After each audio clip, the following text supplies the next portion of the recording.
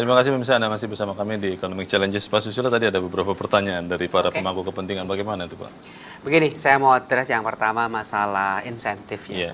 Yang insentif yang diberikan pemerintah itu kepada pelaku usaha itu tentunya kan sesuai untuk memberikan stimulus kepada pengusaha supaya kegiatannya itu berjalan, kemudian juga mendapatkan keuntungan, juga menggerakkan ekonomi ya.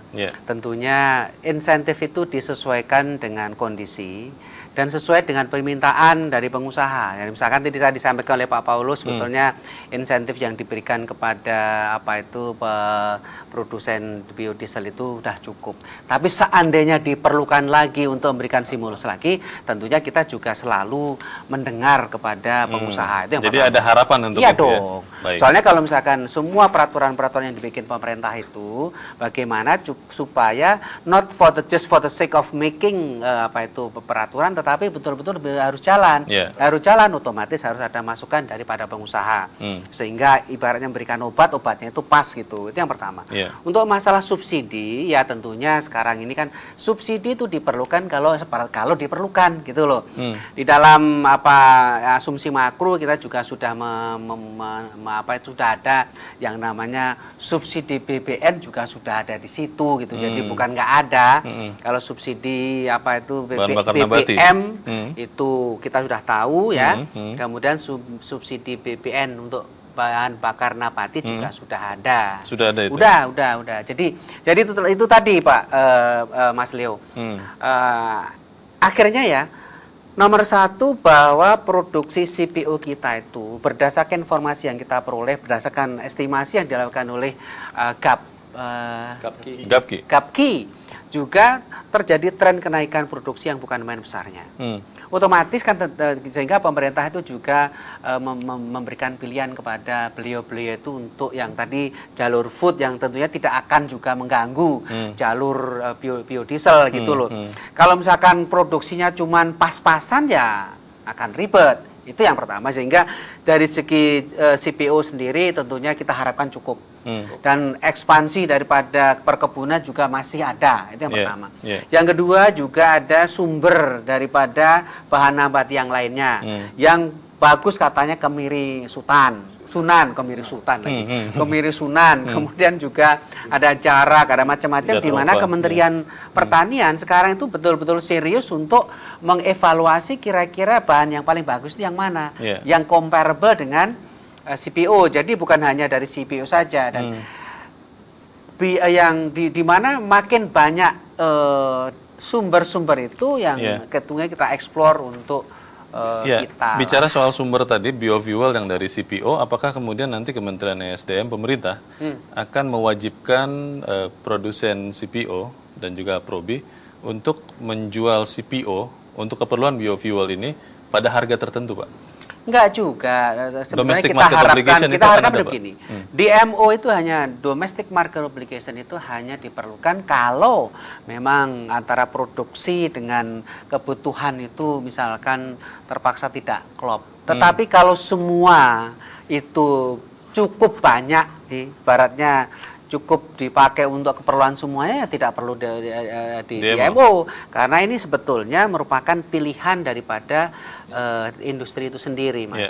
Jadi last resort ya kalau misalkan ini. Cuman kan kita juga tahu bahwa teman-teman itu ada yang punya pabrik biodiesel tetapi nggak punya kebun. Nah itu tentunya kita mengharapkan yang punya kebun juga bisa bagi-bagilah. Ini kan sebetulnya kan negara kita, saudara-saudara kita. Jadi kalau misalkan yang dapat untung itu bukan negara tetangga tetapi tetangga kita lah, tetangga kita gitu loh.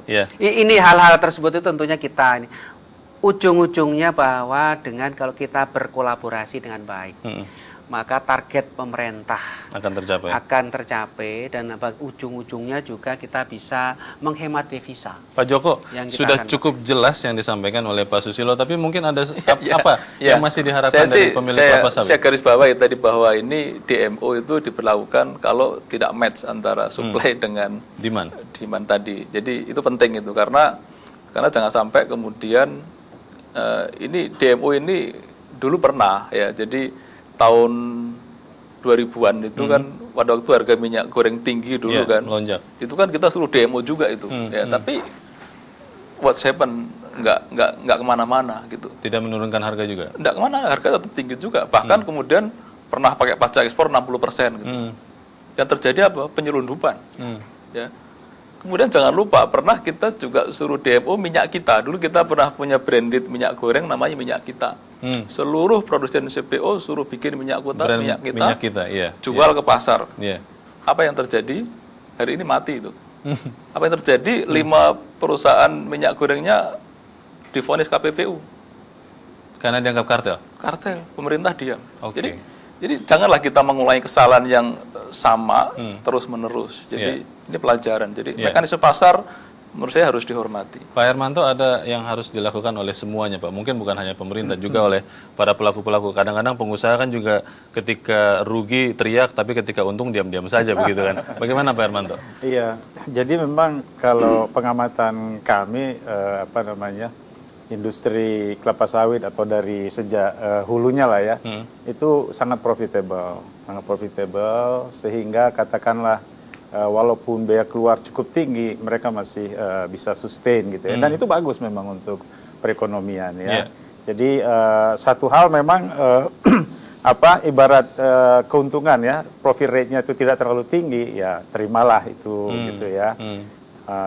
Jangan memang kita mengharapkan profit margin yang tinggi saja gitu. Itu satu. Tapi Pak, ada satu hal yang juga saya ingin kita pahami bersama. Sumber ketidakpastian tadi itu kan sebetulnya kan adalah harga gitu ya. Harga ini yang membuat Pak Joko, Pak Paulus agak-agak worry gitu ya. Ya, ini kalau dalam bisnis itu kan bisa diredam ketidakpastian ini ya. Misalnya saja dengan ya PLN atau Pertamina captive market dalam bentuk yang dalam porsi yang cukup besar dengan harga yang juga katakanlah mengikuti pasar gitu ya. Nah, kalau ini kita kembangkan juga saya kira baik Pak Joko maupun Pak Paulus akan happy Pak untuk meningkatkan kapasitas industrinya. Pak Paulus sudah cukup happy dengan janji-janji Pak Susilo tadi. Ya, ini perlu ditambah informasi bahwa memang pabrik biodiesel itu adalah entiti sendiri Pak. Ya, meskipun mereka punya kebun, pabrik biodieselnya itu PT sendiri. Jadi jarang ada yang mungkin satu dua yang digabung gitu. Itu nggak ada, saat sendiri. Jadi itu yang menjadi permasalahan juga. Apalagi yang belum punya kebun, apalagi yang sedang membangun sekarang ini. Nah, sekarang Bapak bisa bayangkan besok kita harus terikat kontrak oleh Pertamina. Tapi kita nggak punya jaminan sampai hari ini. Oke. Nah, ini apakah dilepaskan kita harus membuat jaminan atau bagaimana? Harusnya pemerintah yang harus menjadi ketua regu kan gitu ya. Bagaimana? Itu yang kami harapkan sebetulnya. Kepastian itu. Iya kan? Bagaimana kita diikat di hilir tapi nggak punya apa-apa di hulu. Pak Susilo, bagaimana Pak? Ya, yang jelas dari segi kepastian tadi, oleh karena itu karena kita sudah membuat kebijakan dan itu mandatori mulai berlaku yang dulu kemarin ya.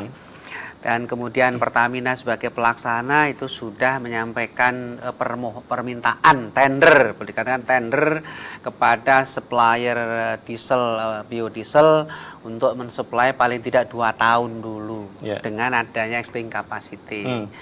Jumlahnya 3,9 juta kiloliter, itu kira-kira setara dengan kira-kira ya 80.000 barrel minyak solar per hari ya kan, itu udah jelas pasti. Kemudian mereka minta ya, itu juga untuk menghindari itu tadi penunjukan langsung, kita langsung kena urusan dengan BPKP sama itu tadi APPU itu jelas itu.